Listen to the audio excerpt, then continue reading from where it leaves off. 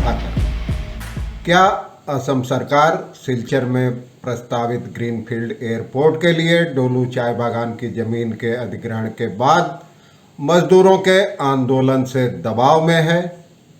क्या इसी दबाव की वजह से उसने रविवार की कैबिनेट बैठक में इन बेघर होने वाले मजदूरों के लिए 1-1 लाख रुपए की मुआवजा राशि का ऐलान किया है, मंजूरी दी है? और क्या उसने इस चाय बागान की ज़मीन के बदले बागान प्रबंधन को जो 50 करोड़ की रकम मिलेगी उसका 10% भी मजदूरों में बांटने का फैसला इसी वजह से किया है? यही तमाम सवाल उठ रहे हैं इस फैसले के बाद, क्योंकि जो समझौता हुआ था उसमें इसका कहीं कोई जिक्र नहीं था। लेकिन साथ ही सवाल उठ रहा है कि एक बार फिर बराक घाटी के साथ भेदभाव किया गया है और बराक घाटी होने के कारण ही मजदूरों को महज 1-1 लाख रुपए देकर सरकार अपनी जिम्मेदारी से मुक्त होना चाहती है। बाकी जगहों पर चाय बागानों की ज़मीन का जब अधिग्रहण किया सरकारी योजनाओं के लिए तो उनको मुआवजा अच्छा खासा मिला था, लेकिन समझौते में इसका कहीं कोई जिक्र नहीं था। आंदोलन जोर पकड़ते देखकर आखिर सरकार ने अब 1 महीने से भी ज़्यादा अरसा बीतने के बाद 1-1 लाख का मुआवजा देने का फैसला किया है। इसी पर सवाल उठ रहे हैं कि आखिर महज 1 लाख क्यों?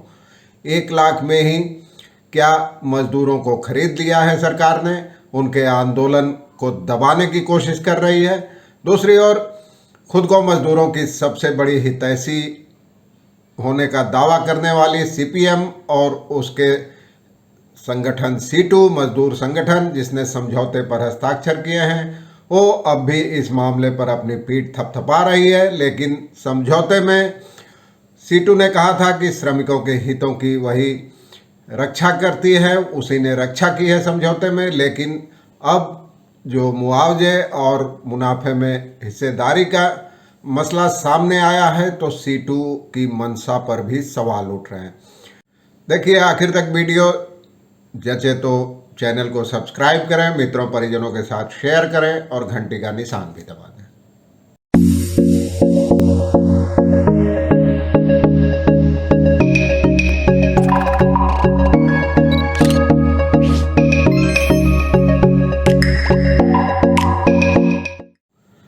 आइए पहले सुनते हैं असम मजदूरी श्रमिक यूनियन के नेताओं ने डोलू चाय बागान में लाखों हरे पौधे और पेड़ कटने पर क्या कहा है। विश्व पर्यावरण दिवस 5 जून को आ रहा है, इस मौके पर उन्होंने क्या कहा है, देखिए वो वीडियो। বন্ধুগণ, আপনারা সবাই অবগত আছেন যে আসামের কাছাড় জেলার ডলু চা বাগানের প্রায় 2500 বিঘা জমি থেকে 30 লক্ষ চা গাছ উপড়ে ফেলা হয়েছে এবং প্রায় 10-12 হাজার ছায়া গাছ কেটে ফেলা হবে।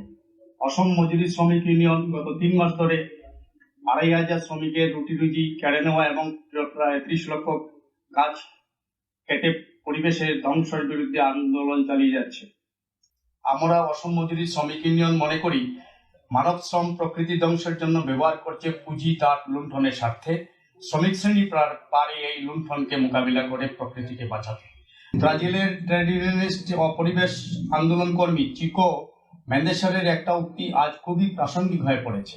তিনি বলেছিলেন, শ্রেণী সংগ্রাম ছাড়া পরিবেশবাদ শুধু শুধু শখের বাগান করা।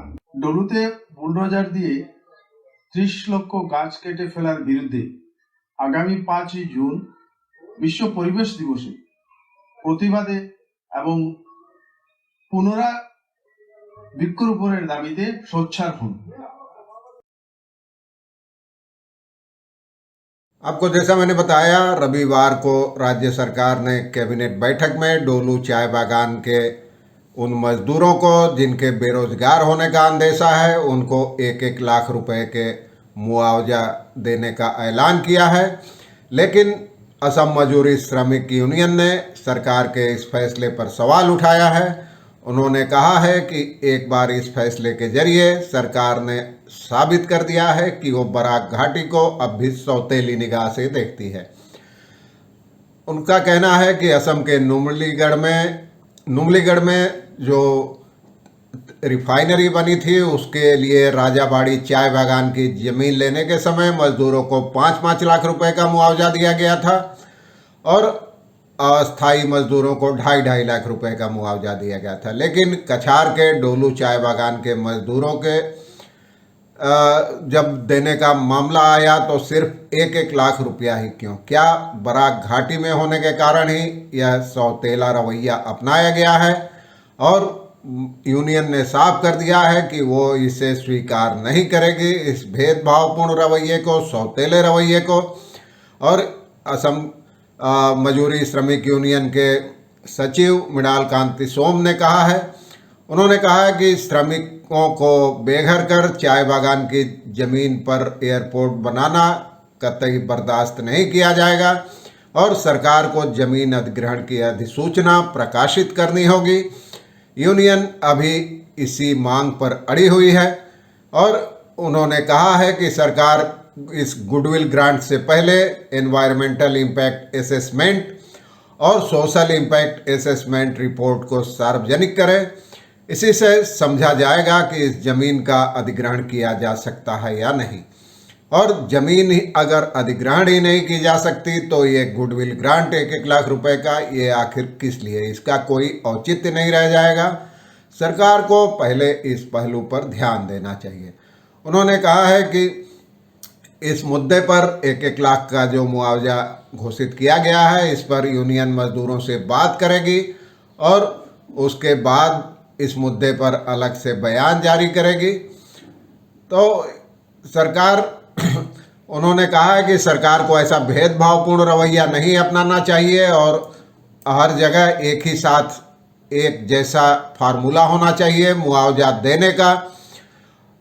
और सीपीएम के कछार के हैलाकांदी के जिला कमेटी के सचिव दुलाल मित्र ने कहा है कि सरकार पहले साफ करे कि उसने किस नीति के तहत गुडविल ग्रांट दिया है। उन्होंने कहा कि हमारा एक ही सवाल है कि मजदूरों की नौकरी की गारंटी हो, अस्थाई मजदूरों को अस्थाई किया जाए और यह दोनों मांगे मान ली जाए, उसके बाद जमीन का अधिग्रहण और आगे बढ़ सकता है। लेकिन सीपीएम के रवैये की भी आलोचना हो रही है। पहले वो दावा करती थी समझौते पर हस्ताक्षर के समय उसका मजदूर संगठन सीटू है उसने हस्ताक्षर किए हैं। उसने दावा किया था कि मजदूरों के हितों की पूरी सुरक्षा की गई है, गारंटी दी गई है। लेकिन अब सरकार ने उस समझौते में न तो मुआवजे की कहीं कोई बात कही थी और न ही जो बागान प्रबंधन को जमीन के बदले पैसे मिलेंगे उसमें कोई हिस्सेदारी की बात कही थी। तो ये तमाम उन्होंने जैसे कहा है कि किस आधार पर सरकार, सीपीएम के दुलाल मित्र ने सवाल उठाया कि किस आधार पर सरकार 1-1 लाख दे रही है, लेकिन आखिर कैबिनेट की मीटिंग के फैसले को सीपीएम के नेता अभी तक पढ़ने में कोई दिलचस्पी नहीं ले रहे हैं और वो दोनों तरफ से गेम खेल रहे हैं, ऐसा यूनियन के नेताओं ने आरोप लगाया है। कैबिनेट के फैसले में लिखा है कि चाय बागान जमीन अधिग्रहण के एवज में मालिकों को जो 50 लाख रुपए का मुआवजा 50 करोड़ का मुआवजा मिलेगा उसका 10% मजदूरों को मिलेगा। यानी यह सब चीज़ें समझौते के समय जो यूनियनों ने हस्ताक्षर किया था उन्होंने इस पर कोई चर्चा ही नहीं की और खुद को मजदूरों का हितैषी साबित करते रहे। और यह अब यूनियन का भी कहना है कि सरकार शायद दबाव में है, इसलिए आंदोलन तो जारी ही रहेगा। दबाव के कारण ही कैबिनेट की बैठक में यह दोनों फैसले किए गए हैं और यह मुआवजा बहुत मामूली है, इससे कुछ नहीं होने वाला है। तो उन्होंने कहा है कि डोलू के मजदूरों का आर्थिक और सामाजिक सुरक्षा उनकी जरूरी है, इसकी गारंटी देनी होगी और एक आम नागरिक के हिसाब से पर्यावरण को जो नुकसान होगा इन लाखों पौधों के कटने से उसकी भरपाई आखिर कैसे होगी। तो ये तमाम चीज़ें चल रही है। अब सरकार के फैसले पर यूनियन मजदूरों से बात करेगी, संभवतः आज, उसके बाद बयान भी जारी किया जाएगा जैसा मृणाल कांति सोम ने कहा है। और मजदूर भी उत्साहित हैं, आंदोलन जारी रखेंगे। इसे एक तरह से नैतिक विजय ही माना जा रहा है। यूनियन के नेता मान रहे हैं कि सरकार ने दबाव में जो फैसले किए हैं ये एक तरह से आंदोलन की नैतिक जीत है, लेकिन आंदोलन अभी और तेज किया जाएगा तमाम मांगों को नहीं माने जाने तक। आज के लिए बस इतना ही, फिर अपडेट होता है तो आपको बताऊंगा। धन्यवाद, नमस्कार।